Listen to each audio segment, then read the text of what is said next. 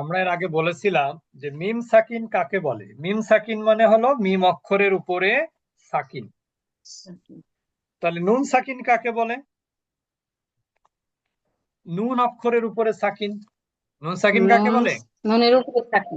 নুনের উপরে সাকিন। নুনের উপরে আসলে শুধু নুনের উপরেই সাকিনই কিন্তু নুন সাকিন না।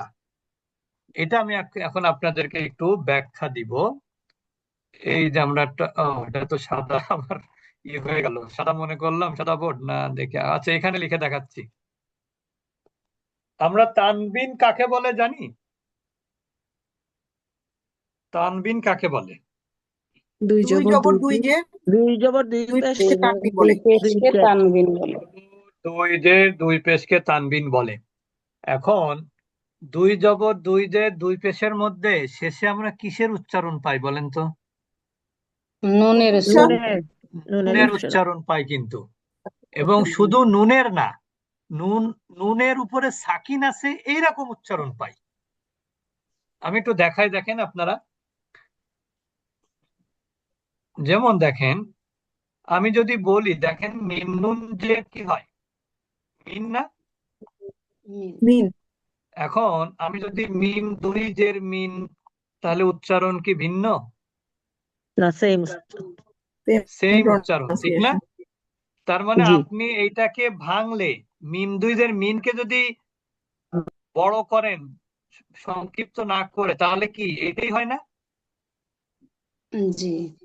আবার দেখেন, মিম আলিফ দুই জবর কি হয়? মান। মান। আবার আমি যদি এখানে মান। লিখি মিম নুন জবর মান, মান। এই দুই মানের মধ্যে কোনো পার্থক্য আছে? না। জি না। নাই। একই ভাবে দেখেন, মিম নুন পেশ মুন, আবার মিম দুই পেশ মুন। তার মানে আমরা কিন্তু একটা কথা বলতে পারি, সেটা হলো তানবিনের মধ্যে নুন সাকিন গোপন থাকে।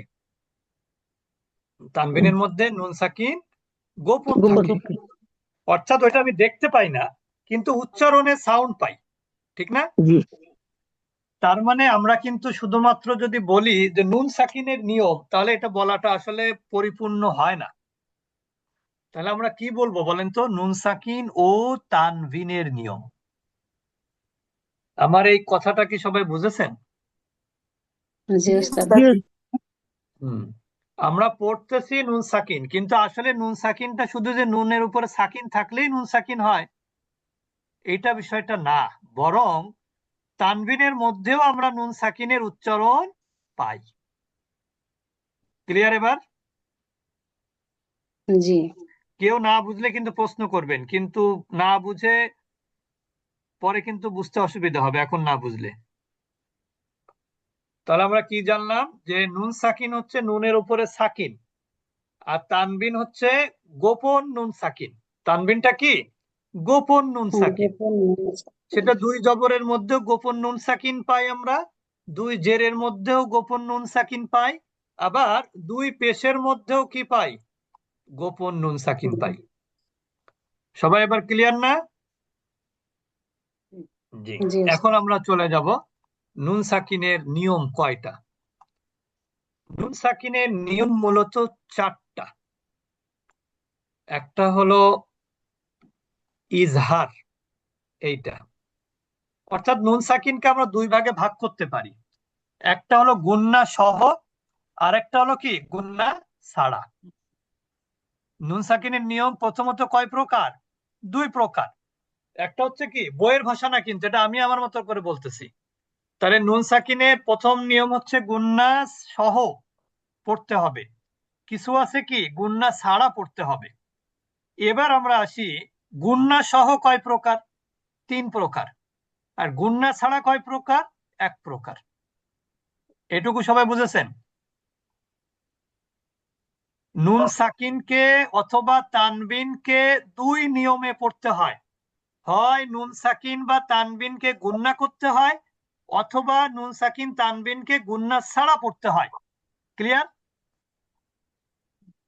কেউ কিছু বলে না। জি উস্তাদ। জি উস্তাদ। জি। নুন বুঝতে পারছি। সাকিনকে গুন্না সহ পড়া যায়, আবার গুন্না ছাড়াও পড়তে হয়। গুণা ছাড়াও পড়া যায়। দুইটা নিয়ম। তো গুন্না ছাড়া আমরা আগে পড়বো। গুন্না ছাড়া যেহেতু একটা, ওই জন্য এইটা আগে জি। পড়বো। গুন্না ছাড়াটার নাম হলো ইজহার, ইজহার। আর গুন্না সহ হলো ইকলাব, ইদগম, ইকফা। আমরা আগে পড়বো হচ্ছে গুন্না ছাড়া, ইজহার। ইজহার পড়বো। ইজহারের শাব্দিক অর্থ হলো স্পষ্ট করা। স্পষ্ট করা। তবে তাজবিদের পরিভাষায় এখানে স্পষ্টের বিষয়টা থেকে গুন্না না হওয়াটাই বেশি প্রসিদ্ধ। গুন্না না হওয়াটাই এখানকার মূল টার্গেট। বিষয়। বুঝতে পেরেছেন? জি। ইজহারের টার্গেট কি? গুন্না না হওয়া। এবার আমরা আসি, আমরা কিন্তু দেখেন আপনাদেরকে ক্লাসের শুরুতে মাখরাজ বলেছিলাম।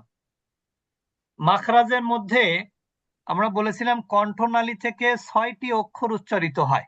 কয়টি অক্ষর? 6টি। 6টি।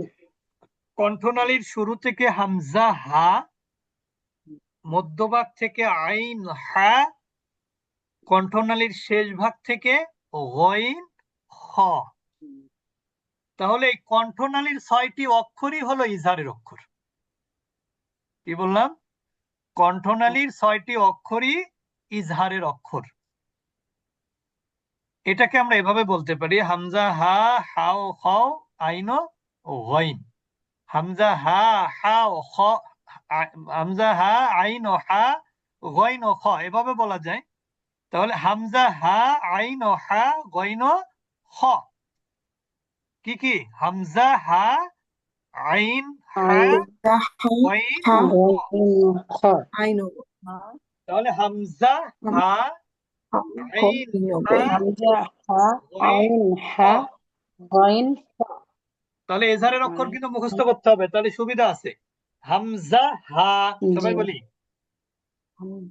হামজা হা আইন হা আইন হা গইন খ। গইন খ। হামজা হা হামজা আইন হা হা আইন হা গইন খ। গইন খ। হামজা হা আইন হা গইন খ। হামজা হা আইন হা গইন খ। এই 6টি অক্ষর যদি নুন সাকিন অথবা তানবিনের পর আসে, তাহলে ওই নুনটাকে গুন্না ছাড়া পড়তে হয়। তার মানে তখন নুনটা স্পষ্ট হয়, তখন নুনের উচ্চারণটা কি হয়? স্পষ্ট হয়। স্পষ্ট তাহলে আমরা কি বললাম? নুন সাকিন অথবা তানবিনের পরে যদি কি আসে? ইজহারের 6টি অক্ষরের কোনো একটি অক্ষর আসে, তাহলে ওই নুন সাকিনকে অথবা তানবিনের মধ্যে যে নুনটা আমরা তানবিনের মধ্যে যে নুনের উচ্চারণটা আমরা পাই সাকিন যুক্ত নুনের, এইগুলো স্পষ্ট হবে। ঠিক আছে? আমরা প্রথমে উদাহরণ দিব নুন সাকিনের পরে ইজহারের অক্ষর। যেমন দেখেন এখানে আন আমিনু, এখানে নুন সাকিনের পরে কি আছে? হামজা। তাহলে এখানে নুনটাকে আমরা স্পষ্ট করব। আন আন স্পষ্ট করলে কিন্তু দন্তন্যর উচ্চারণ আসবে। আনহু, এখানে কি হা? আনহু, এখানে কি নুন সাকিনের পরে হা। এরপরে দেখেন আন আমতা, এখানে নুন সাকিনের পরে আইন। আন আমতা। এরপরে দেখেন ওয়ান হাও, ওয়ান হাও, এটা হচ্ছে নুন সাকিনের পরে হা। মিন গয়রি, এখানে নুন সাকিনের পরে গইন। নুন সাকিনের পরে কি? গইন। এরপরে মিন খাউফিন, এখানে নুন সাকিনের পরে খ। তাহলে 6টা অক্ষর হলো হামজা হা আইন হা গইন খ। এই 6টি অক্ষর যদি নুন সাকিন অথবা তানবিনের পরে আসে, তাহলে নুন সাকিন অথবা তানবিনের মধ্যে যে লুকায়িত নুন সাকিন আছে তার উচ্চারণটা স্পষ্ট হবে। যার কারণে গুন্না হবে না। ক্লিয়ার? জি উস্তাদ। এরপর আমরা চলে যাব তানবিনের মধ্যে। দেখেন তানবিনের মধ্যেও কিন্তু ইজহার আছে। যেমন দেখেন এখানে আযাবুন আলীম, এখানে তানবিন হচ্ছে দুই পেশ, তারপরে কি আছে হামজা। হামজা আসছে। আযাবুন আলীম, আযাবুন আলীম। নূহান হাদাইনা, নূহান হাদাইনা, নূহান আসছে। হাদাইনা। এখানে কিন্তু তানবিনের পরে হা। জি শাইইন আলিম, এখানে তানবিনের পরে আইন। আইন। গফুরুন হালিম, এখানে তানবিনের পরে হা। আফুওয়ান গফুরা, এখানে তানবিনের পরে গইন। গাইন। হাকিমিন খবির, এখানে তানবিনের পরে খ। তাহলে খ। নুন সাকিনের পরে ইজহারের 6টি অক্ষরের কোনো একটি অক্ষর যদি আসে তাহলে ওই নুনকে, সেটা হতে পারে সাকিন যুক্ত নুন, হতে পারে তানবিনের মধ্যে লুকায়িত সাকিন যুক্ত নুন, সকল নুন গুন্না ছাড়া স্পষ্ট করে পড়তে হবে। ক্লিয়ার? এবার জি সবাই ক্লিয়ার? হুম, এটা হলো ইজহার। আমরা আর একটা মাত্র পড়বো। আরেকটা হলো, এখন আমরা চলে যাব গুন্নার নিয়মের মধ্যে একটা। আমরা কিন্তু ইজহার মধ্যে কি নাই, গুন্না নাই। গুণনা নেই। এখন আমরা গুন্নার প্রকারে যাব। গুন্নার প্রকারের প্রথম হচ্ছে ইকলাব। ইকলাব শব্দের অর্থ হচ্ছে পরিবর্তন করা, মনে রাখবেন, তাহলে বুঝতে সুবিধা হয়। বর্তন। পরিবর্তন করা। এখন প্রশ্ন জাগতে পারে, কাকে পরিবর্তন করতে হবে? পরিবর্তন করতে হবে নুন সাকিনকে, সেটা নুন সাকিন হোক অথবা তানবিনের মধ্যে যদি নুন থাকে সেই নুনটাকে পরিবর্তন করে মিম পড়তে হবে গুন্না সহ। তাহলে আমরা নিয়মটা কি, নুন সাকিন অথবা তানবিনের পর যদি বা অক্ষর আছে, মাত্র একটা অক্ষর বা, তাহলে ওই নুন সাকিন যুক্ত নুনকে মিম দ্বারা পরিবর্তন করে গুন্না সহ পড়তে হবে এটা। অথবা যদি তানভিনের পরে যদিও বা আসে, তাহলে তানভিনের মধ্যে যে লুকায়িত নুন সাকিন আছে, ওই লুকায়িত নুন সাকিনের মধ্যেও মিম উচ্চারণ করে গুন্না করে পড়তে হবে।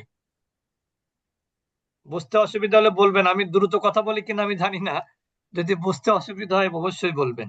যেমন দেখেন এখানে, এখানে কিন্তু আসলে শব্দটা ছিল কি আন, আন বিয়া আ, কিন্তু হবে কি আম, আম্বিয়া। আম, আম হবে, নুনটা মিম হয়ে যাবে, তাহলে কি হবে আম বিয়া। এখানেও কিন্তু নুনের উপরে সাকিন ছিল, এরপরে কি বা, এই জন্য নুনটা মিম হয়ে যাবে, মিম বাদি, এখানে নুনটা মিম হয়ে গেছে। এরপরে দেখেন সুমুন, এখানে তানবিনের মধ্যে কিন্তু নুনের উচ্চারণ আছে, এখন এটাকে নুনের উচ্চারণটাকে মিমে উচ্চারণে কনভার্ট করতে হবে, তাহলে কি বলতে হবে সুমুম। সোম। প্রথমে কিন্তু ওয়াজিব গুন্না, মিমে তাজদিদ আছে, সোম। জি। এরপরে মুম, সোম মুম বুকমুন, সোম মুম মুমুন। বুকছেন। এরপর খবীরুম বাসীর, খবীরুম বাসীর, বসির। বুঝতে পেরেছেন? খবিরুম বাসির। বাসির না, উস্তাদ, বাসীর। হ্যাঁ বাসির। বাসির। বলেন আব্বা। যখন মিম সাকিনে গুণনা করব তখন মিমের সময় কি ঠোঁটটা একবারে দুই ঠোঁটে মিলাই ফেলবো না ফাঁকা থাকবে? তো মোম মিলাই ফেলবেন। জানতে হবে। জি। ওকে। আচ্ছা, তাহলে আমরা দুইটা নিয়ম পড়লাম কিন্তু নুন সাকিনের, কয়টা? দুইটা। গুন্না ছাড়া একটা পড়লাম, গুন্না সহ একটা পড়লাম। গুন্না একটা ছাড়া যেটা পড়লাম। পড়লাম সেটা ইজহার। ইজহারের অর্থ হলো কি, স্পষ্ট করা। স্পষ্ট করা। আর স্পষ্ট মানেই হলো গুণনা ছাড়া। গুণনা আর ছাড়া। ইজহারের অক্ষর কয়টি? 6টি। ছয়টি। হামজা, হা, হা, আইন, আইন, আইন, হা, গইন, গইন, খ। খ। এই 6টি অক্ষর যদি নুন সাকিন অথবা তানবিনের পরে যদি আসে তাহলে সাকিন যুক্ত বা নুন সাকিনকে স্পষ্ট করতে হবে, গুণনা ছাড়া পড়তে হবে। তানবিনের মধ্যে যে নুনের উচ্চারণ থাকে সেই নুনকেও স্পষ্ট করতে হবে গুণনা ছাড়া। স্পষ্ট করে। আর ইকলাব শব্দের অর্থ হলো পরিবর্তন করা, ইজহার অর্থ হলো স্পষ্ট করা। ইকলাব পরিবর্তন করা কাকে পরিবর্তন করবে? নুনকে পরিবর্তন বা করে মিম হয়ে যাবে পরিবর্তন সেটা। করে। তাহলে ইকলাব হচ্ছে নুন সাকিন অথবা তানবিনের পর যদি বা অক্ষর আসে তাহলে ওই বা নুনকে মিম দ্বারা পরিবর্তন করে গুণনা সহ পড়তে হবে। পড়তে। সবাই বুঝেছেন? জি। আচ্ছা, তাহলে আমরা এতটুকু রাখলাম, আপনারা রেকর্ডটা শুনবেন। তারপরে আমাদের যেহেতু পরবর্তী ক্লাস বুধবার, এর মধ্যে কোরআনের মধ্যে এইগুলো দেখবেন। তবে একটা সুবিধা কি জানেন? ইকলাবের ক্ষেত্রে কোরআনের মধ্যে ছোট ছোট মিম দেয়াই থাকবে, ওই মিমটাকেই পড়তে হবে, নুনকে পড়া যাবে না। বুঝতে পেরেছেন? জি উস্তাদ। তো জি। আমাদের পরবর্তী ক্লাস হচ্ছে বুধবার ইনশাআল্লাহ।